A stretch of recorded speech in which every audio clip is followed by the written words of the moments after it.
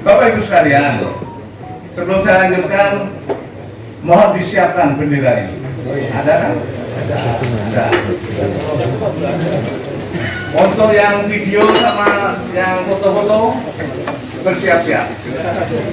Apabila saya meneriakkan demokrasi, mohon Bapak Ibu menyambut dengan Pancasila. 3 kali. Sekali lagi, kalau saya meneriakkan demokrasi, mohon Bapak dan Ibu menjawab dengan Pancasila. Oke? Demokrasi. Demokrasi. Demokrasi. Terima kasih.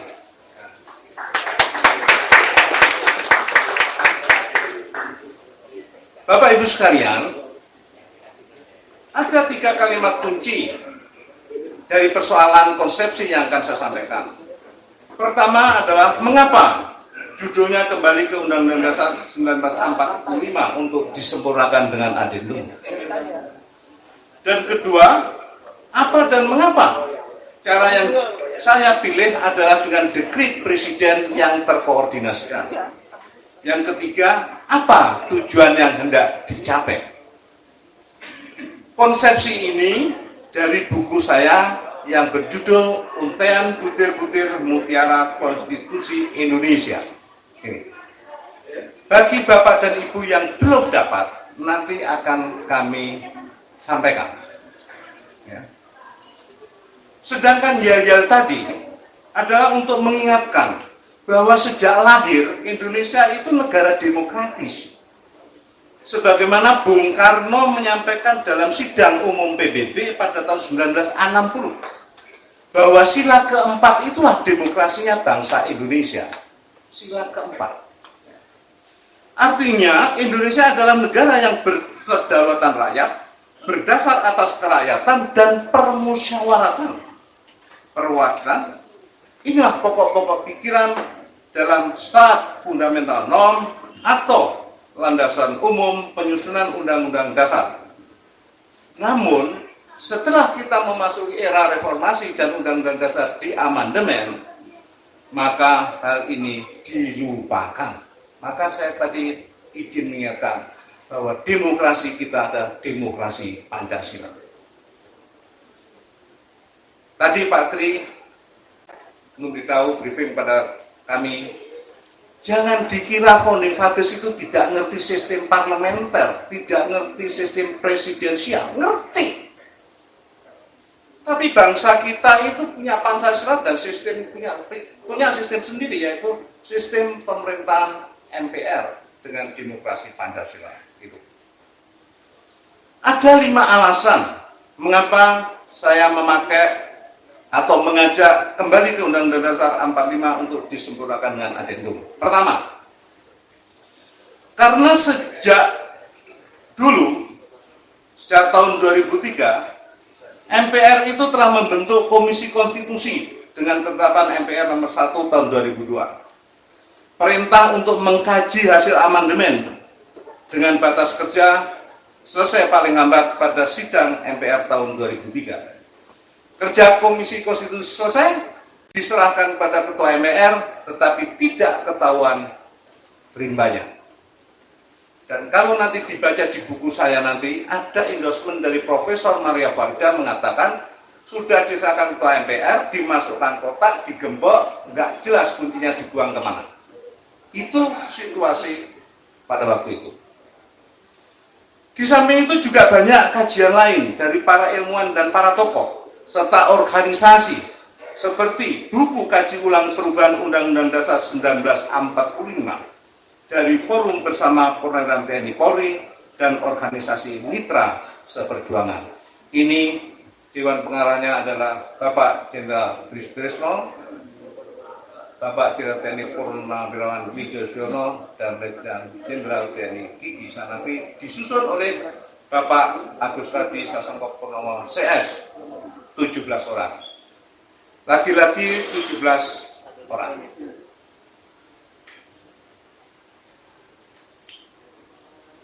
Saya tadi lupa, mohon maaf. Bapak Wakil Menteri Tenaga Kerja, mohon maaf, saya lupa untuk menyala. Jadi yang terakhir datang tadi ada Bapak Wakil Menteri Tenaga Kerja, sahabat saya. Beliau adalah tim sukses ketika Fauji Bowo dan Prianto.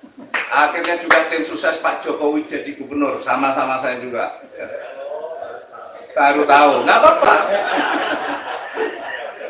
Pak Jokowi itu mau debat itu makan di rumah saya dan menang itu juga ribuan di depan rumah saya. Nggak apa-apa. Persoalannya kan gini, semua itu pilpres itu kan semua serba antik, serba api gitu loh, ya kan. Saya dulu tertarik dengan reklame apa itu before and after. Itu yang menarik saya. Oke, saya lanjutkan. Jangan ngomong. Sedang alasan kedua, mohon maaf, alasan kedua adalah banyaknya para tokoh yang mengkritisi ya, hasil amandemen 45 ini. Ya. Ada Pak Bambang Susatyo dan Pak Lanyala. Banyak. Saya menyoroti ini. Karena terang ya udah bisa bego ini Prianto ini. Pak Bambang Susatyo kemarin juga ngomong beliau di dalam diskusi bersama Pak Jimli. Kalau ingin menguasai Indonesia, kuasailah partai politiknya. Karena di situ dia bisa menentukan bla bla bla. Mirip dengan ini. Terjadi perselingkuhan antara pengusaha dan penguasa, dan bisa jadi ada hubungannya dengan luar negeri, bisa menentukan siapa presiden, gubernur, dan seterusnya, dan akhirnya terjadi perselingkuhan untuk membuat peraturan dan seterusnya, dan seterusnya. Itu Ketua MPR yang ngomong. Sebelum Ketua MPR, beliau juga ketemu sama saya bersama teman dari Gerakan Kebangkitan Indonesia, ada Pak Atta Taliwang, juga mengatakan demikian. Bahwa pilkada itu syarat dengan, ya enggak saya teruskan. Pak Lanyala Mataliti jelas, amandemen 19 2002 ada kecelakaan konstitusi yang membawa ketidakadilan dan kemiskinan yang terstruktur. Ada lagi, pendapat siapa lagi? Ada Maria Farida Indrati dan Prof. Thailand. Tadi sudah disampaikan. Sorry, ada Pak Mahfud MD, sudah sering. Malaikat masuk sistem kita pun jadi demit. Pak Jimmy Asidik ini ya aneh juga. Kemarin yang terakhir beliau itu mengatakan bahwa ke depan itu kita bisa rusak berat kalau empat kekuasaan ada di tangan empat kekuasaan ada di tangan satu tangan. Totalitarianisme rusak. Tapi anehnya kemarin berdampingan dengan Pak Bambang Susatyo ngomongnya masih ingin amandemen kelima. Politisi. Jangan, mohon maaf. Saya cuma katakan kalau saya Pak, kalau di tentara sama pramuka itu, kalau sudah tahu jalan di hutan itu tersesat, nggak boleh terus masuk jurang Pak. Mesti kalau udah tahu tersesat, itu harus kembali ke titik awal, yaitu kembali ke Undang-Undang Dasar 45. Terus reorientasi, mari kita sempurnakan, gitu Pak. Tapi nggak sempat ngomong karena terus bubaran makan siang. Ada lagi pendapat dari Prof. Maria, Prof. Kalian. Ini yang benar-benar telah mengkaji. Guru besar UGM telah mengkaji. Ya, saya kira semua sudah membaca. Cukup ya? Oh ya.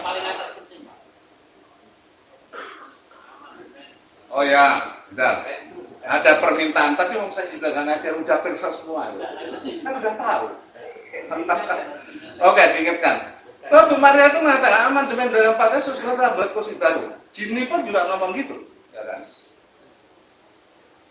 Sudah bertentangan dengan pikiran Fonifa. Prof. Kalan ini yang paling serem. Tidak ada kaitannya dengan proklamasi 17 Agustus. Sama dengan pembubaran negara NKRI. Apa enggak serem? Beliau melakukan riset, melakukan kajian. Gitu. Masa iya kita nggak ingin menyelamatkan Indonesia. Nah, siang inilah saya ingin mengajak Bapak dan Ibu sekalian sesuai konsepsi yang ada di dalam buku saya tadi.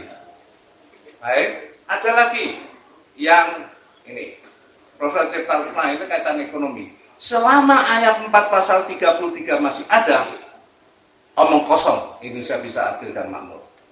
Sedang Pak Laude Ida ini sama dengan yang lainnya bahwa merasa sedih melihat penambangan yang dikerjakan oleh tenaga kerja asing bukan oleh negara, dan terjadi perpecahan yang masif di masyarakat. Semua ini tokoh kan bukan tokoh oposisi, saya pikir. Ini saya mengutip tokoh-tokoh yang saat sekarang berada dalam posisi. Jadi saya beranggapan real beliau mengatakan demikian. Gitu. Baik. Alasan ketiga, ya kan? Konstitusi hasil amandemen muatan materi pasal yang tidak menggambarkan adanya kedaulatan rakyat, tetapi justru dominan dengan kedaulatan partai politik. Nggak perlu saya jelaskan kan? Nah, bagaimana pasal 2 ayat 1 mengatur DPR banding DPD itu 3:1? Unsur golongan raja-raja yang minta tadi nggak ada, kan nggak adil. Dan berarti kan kuat partai politik. Pasal 6 ayat 2 bahwa capres-cawapres hanya bisa diajukan oleh partai politik. Lemangnya Indonesia miliknya partai politik semua, kan enggak. Nah, pasal 7A 7B itu ketika presiden melanggar, yang boleh ngomong melanggar tidak cuma DPR. Dan DPD dia dipilih rakyat, ada tidak ngomong. MPR cuma tempat upacara, ya. DPD tidak dianggap. Setelah ada keputusan MK, jadi kalau DPR lapor ke MK, MK kalau terjadi perselingkuhan juga salah, dia ngomong nggak salah, bisa terjadi kan? Nah, ya udah selesai. Karena DPD tidak diajak bicara, itu pemikiran saya, mohon maaf. Pasal 13-14. Bagaimana ada campur tangan, ya kan, legislatif terhadap eksekutif dan yudikatif. Ada lagi, ya, beberapa campur tangan, menentukan anggota BPK, hakim agung, hakim konstitusi, terintervensi oleh legislatif. Ini yang saya katakan dominan partai politik konstitusi kita. Kalau saya guyon-guyon, ini kok konstitusi ini mirip anggaran dasar partai politik, kayak guyonanya gitu. Bagaimana Prof. Firman? Boleh saya ngomong gitu? Ketua Peradi, ketua umum. Ya apa? Isinya partai politik. Gitu. Baik. Alasan keempat apa? Alasan keempat adalah banyak pasal-pasal yang tidak memenuhi rasa keadilan. Nah, coba. Pasal 2 ayat 1 golongan nggak ada, ya kan? Pasal 6 ayat 2 hanya partai politik yang boleh, nggak adil deh, gitu. Pasal 6 ayat 2 aja di lingkungan partai politik. Coba, kalau nggak terpenuhi PT, maka yang kecil pun suruh bebek. Itu kan nggak adil. Belum lagi kalau diutak-utik, bagaimana mungkin PT itu kan pakai hitungan Pilpres 5 tahun yang lalu? Ya nggak adil lagi, banyak nggak adilnya. Lanjut, cepat. Ya. Tugas DPD ya, nggak logis lah. Ya memang disebutkanlah para perancang dulu disebut DPD itu soft di kameral. Nggak tahu itu, Ibu Kusno. Maaf tadi saya lupa memberikan sapa kepada Profesor Amir Sanusi, Ibu Kusno, Dokter itu. Saling emosinya untuk meneriakkan demokrasi Pancasila itu yang dilupakan. Nggak logis deh, tidak memenuhi rasa keadilan. Padahal ya, Thomas Aquinas itu mengatakan ya, bahwa hukum yang tidak adil itu bukanlah hukum. Ini filsuf yang hidup beberapa ratus tahun yang lalu. Dan John Rawls, filsuf Amerika yang hidup pada abad yang sekarang ini, yang bukunya laris, teori keadilan juga mengatakan, ya kan? Hukum dan institusi bagaimana efisien dan rapinya harus direformasi atau dihapus jika tidak adil. Nah, kalau Bapak Ibu sependapat dengan saya, konstitusi saat sekarang penuh ketidakadilan, ya mestinya harus direformasi, harus dihapus. Itu pendapat saya. Bapak Ibu sekalian, alasan kelima terjadinya polarisasi adanya pemilihan presiden langsung. Terbelahnya persatuan Indonesia, biaya tinggi melahirkan oligarki yang sikapnya jauh dari nilai Pancasila, biaya tinggi melahirkan korupsi dan nepotisme, money politik sehingga tidak menghasilkan realitas apa-apa, menjamurnya ketidakjujuran dan ketidakadilan, dan melahirkan buzzer dan influencer yang brutal yang memecah belah bangsa, dan turunnya kualitas kepemimpinan dan peraturan perundang-undangan serta penegakan hukum. Inilah polarisasi pilpres langsung. Pilpres langsung itu anaknya dari Undang-Undang Dasar 2002 atau hasil amandemen. Nah, memperhatikan poin-poin ini tadi, maka saya berpendapat bahwa kerusakan aspek politik, ekonomi dan sosial budaya dan sistem ketatanegaraan inilah kegentingan dan kedaruratan negara. Ini saya anggap gitu. Mungkin Bapak Ibu menganggap biasa. Ya sebagaimana persoalan ekonomi. Ekonom satu, biasa-biasa. Tapi kalau tanya Profesor Antoni mana?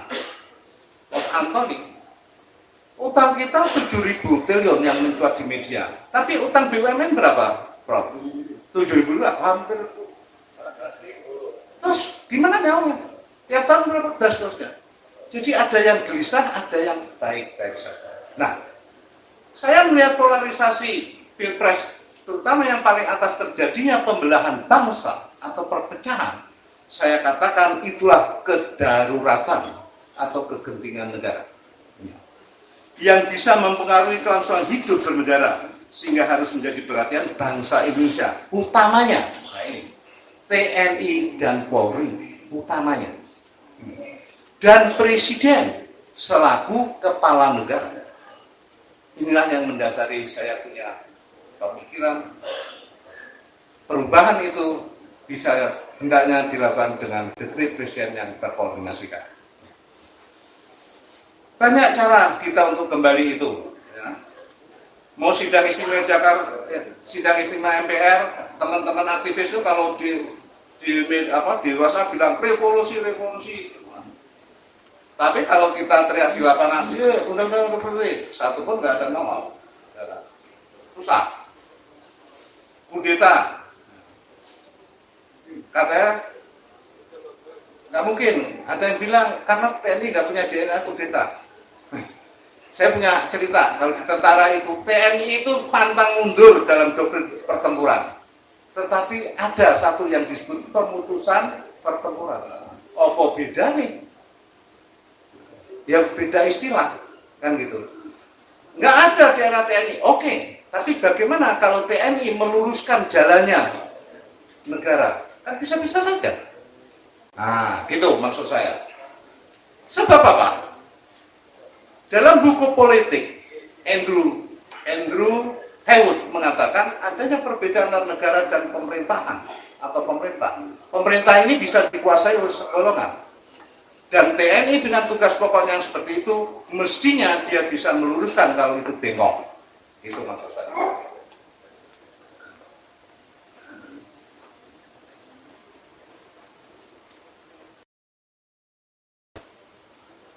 Jalur hukum yang ditempuh Dr. Jul pesimistis. Sudah ada jelas naik kasasi, tapi dari PT pun belum ada administrasinya ke Mahkamah Agung. Konvensi, musyawarah, dan seterusnya. Coba, 6. Referendum. Saya mengatakan kepada teman-teman di WA yang menyodorkan referendum, saya bilang, jangan. Kalau referendum, itu sama dengan jajak pendapat di tim-tim, sama dengan pilpres. Siapa yang punya duit, dia yang menang. Karena apa? Karena pemilih kita adalah 80% irasional. Maka saya mencegah janganlah referendum untuk saat sekarang ini. Dekret presiden, perlu presiden yang kuat dalam arti segala-galanya, dan perlu dukungan TNI. Ya kan? Untuk saat sekarang mungkin susah.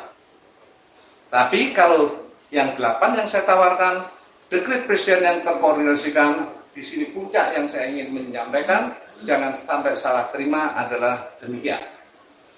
Menurut saya ini dekret presiden itu memang inkonstitusional, tidak diatur di dalam Undang-Undang Dasar. Iya, ya, benar.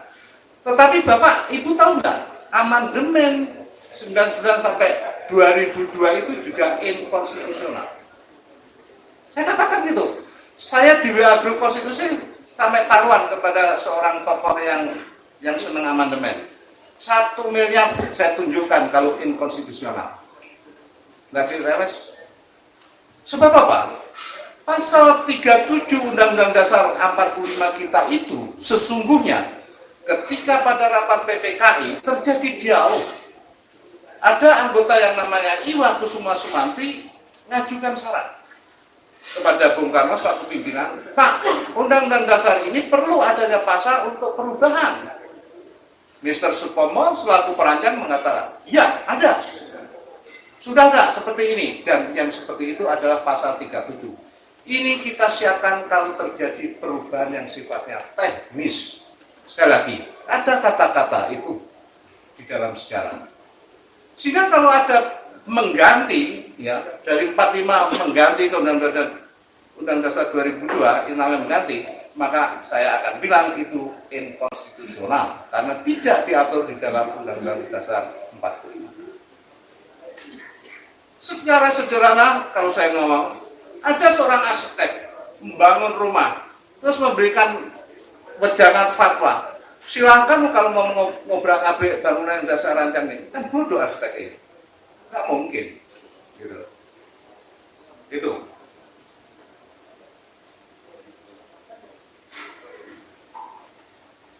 Jadi, sebenarnya saya ingin menjelaskan dekret itu. Dekret presiden yang terkoordinasi ini tadi adalah merupakan kombinasi sebenarnya antara referendum maunya rakyat, antara konvensi musyawarah dan dekret presiden itu sendiri. Dan pada hakikatnya adalah untuk mengembalikan kedudukan MPR dulu untuk bekerja. Ceritanya gimana? Ceritanya demikian. Bahwa MPR saat sekarang ini menurut saya, menurut pandangan mata saya adalah tidak bisa melakukan sidang istimewa karena saya katakan tergembok. Ya. Sidang istimewa MPR tergembok. Karena apa? Emangnya siapa MPR? Mau sidang, mau mengamandemen lagi, ngutik-ngutik Undang-Undang Dasar. Tahun 99, ya, dia masih lengkap. Nah sekarang, dia bukan lembaga negara yang tertinggi lagi. Dia hanya setingkat KY, Komisi Yudisial. Nah gitu. Terus, dari lihat pasal 2 ayat 1 pun juga ada pihak golongan yang ditinggalkan. Tidak adil. Lihat aja perusahaan, ada 4 pemegang saham, 1 pemegang saham nggak ada, bisa memutuskan? Nggak bisa. Apalagi dia pemegang sahamnya tinggi, nggak bisa. Ada bab 3, ada bab 16, pasal 3, ada bab 16. Ada, tetapi nggak logis. Ini kan cuma nurun Undang-Undang Dasar yang aslinya. Karena dulu pasal 3 ada menetapkan Undang-Undang Dasar, kutip. Pasal 37, kutip. Tapi dulu itu nyusunnya, founding fathers itu memenuhi yang namanya, apa itu? Prof, skripta ya, Pak, skripta. Ya, aduh, gila ini kan udah usia 70 lebih ini. Artinya gini, Undang-Undang Dasar dulu itu disusun dengan logik, LSM saya kata, logik, sistematis dan metodis.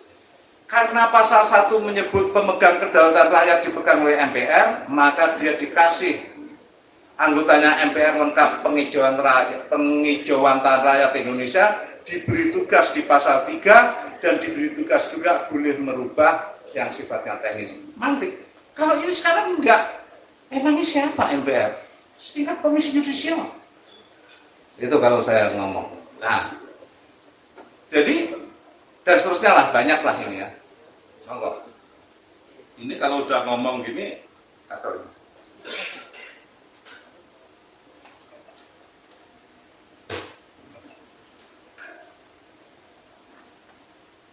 Oleh karena itu, Bapak Ibu sekalian, dengan saya beranggapan saat sekarang adalah dalam kedaruratan dan kegentingan, maka saya memilih dengan cara dekret presiden yang terkoordinasikan.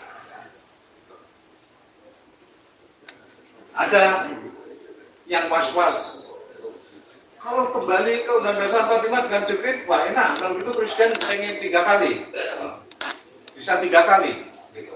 Enggak. Dekret presiden nanti dari rakyat kita ini rame-rame kan, ya kan, ngomong kepada Panglima TNI, ini rakyat ngomong gini, Bapak pengen speed jenderal masukan enggak? Nah, ada presiden, kita genting, kita dekret. Isi dekretnya gini Pak. Jadi isi dekretnya pun kita dikte, bukan semaunya presiden. Bukan maunya presiden. Yang saya tawarkan, jadi jangan ragu-ragu dengan ajaan dekret presiden yang terkoordinasikan itu. Mana keputusan presiden yang dekret? Pertama, adanya pernyataan dekret untuk mengatasi terjadinya disintegrasi bangsa. Ini penting. Dan juga untuk menjaga cita-cita bangsa. Kedua, konstitusi Indonesia ada Undang-Undang 45 terdiri dari itu tadi, pembukaan, batang tubuh, penjelasan, dan adendum. Jadi jangan sampai ini diingkari. Jadi ini seperti Amerika, saya tulis di buku saya itu. Amerika itu 1787 punya konstitusi, sampai sekarang itu kalau pengen nambahin juga ada itu.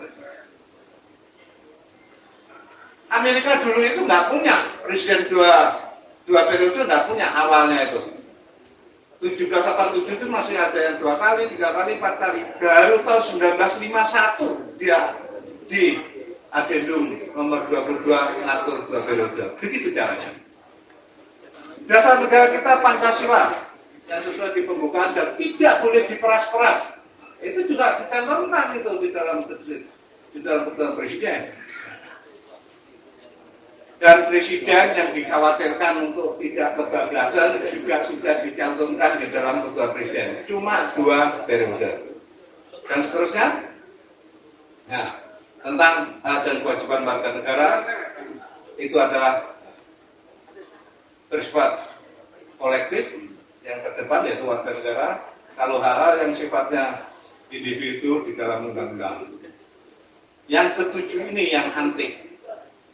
Yang antik ini ada korelasi dengan yang saya katakan MPR tergembok. MPR itu tidak layak mengamandemen lagi menurut saya. Agar layak lagi bekerja gimana? Saya katakan di dalam dekret ini katakan anggota DPD menjadi utusan daerah dan dibentuk utusan golongan pada pembicaraan awal, sidang awal di MPR. Dengan demikian lengkaplah MPR itu. Jadi kalau mau membahas menjadi sah. Jadi dekret presiden yang terkoordinasikan ini pada dasarnya yang terakhir itu untuk mengembalikan fungsi MPR itu dulu, ya, baru bekerja. Demikian kesimpulan saya adalah Undang-Undang Dasar 2002 jauh dari pemikiran yang adil dan rasa keadilan dan hati nurani yang adil. Ini nggak boleh, hukum itu nggak boleh jauh. Undang-Undang 2002 bertentangan dengan pikiran founding fathers dan bertentangan dengan nilai-nilai Pancasila. Sudah jelas, banyak yang ngomong para tokoh, sehingga menjauh dari cita-cita dan tujuan di bangsa kita. Sehingga akhirnya rekomendasi saya adalah demi pewarisan dan pelestarian nilai-nilai Pancasila dan cita-cita dan tujuan didirikan negara Indonesia merdeka, dan demi terjaga dan kokohnya persatuan Indonesia yang saat sekarang tumpang camping itu, seyogyanya bangsa Indonesia segera kembali ke Undang-Undang Dasar 45 untuk disempurnakan dengan adendum. Melalui apa? Melalui dekret presiden yang terkoordinasi. Demikian yang bisa saya sampaikan. Jadi sekali lagi mengulangi yang pertama, saya tidak ngajari, saya cuma ini mengatur alur ini, sebab di akhir ini nanti, habis nanti para bukan menanggap lah, ini guru-guru saya dari sisi akademisi, politik, ya kan? Siapa yang nggak kenal Profesor Amir, Ibu Kusnul, Dr. Mulyadi, Ibu Maria Farida, satu-satunya hukum tata negara. Hakikatnya nanti ada setelah itu, saya ingin mohon izin sekali lagi, saya akan menyampaikan satu lembar kertas untuk jajak pendapat kepada Bapak. Bapak sependapat atau enggak? Hanya ada 5 pertanyaan. Kalau Bapak tidak pernah menyampaikan nama, enggak apa-apa. Yang penting saya ingin lihat itu sebagai dasar kita untuk tujuan untuk negeri. Itu tujuan saya kumpul di sini. Tidak ngajari, tapi saya ingin untuk mendapatkan data itu. Sampai sejauh mana tokoh-tokoh supra politik dan infrastruktur politik ini terhadap negeri ini. Terima kasih. Wassalamualaikum warahmatullahi wabarakatuh. Terima kasih banyak Pak Pri.